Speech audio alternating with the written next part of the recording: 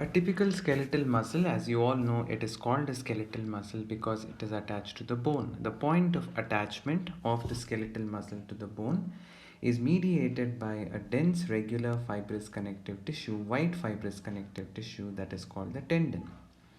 And then the outermost protective covering of a muscle is referred to as epimysium. And you can also see that inside the muscle you have several bundles. There are bundles of muscle cells or muscle fibers which are referred to as the muscle fascicle.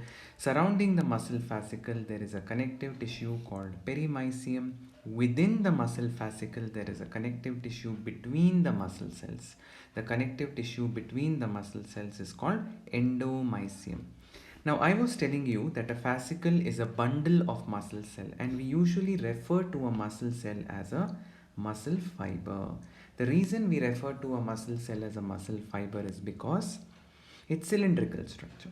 So you can see how a fascicle is made up of many muscle cells or many muscle fibers together. And here they have removed one of the muscle fibers here to show you that a muscle fiber is cylindrical in nature. So there are many bundles or many fascicles within a skeletal muscle.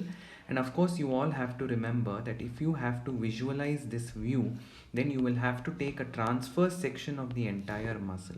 So when you take a transverse section of the entire muscle, you can see these bundles of fascicles, and within the fascicle, as you can see, there are cylindrical structures which are the muscle cells. We don't refer to them as muscle cells usually, we call them as a muscle fiber. So this is the overall organization, the structure of a skeletal muscle.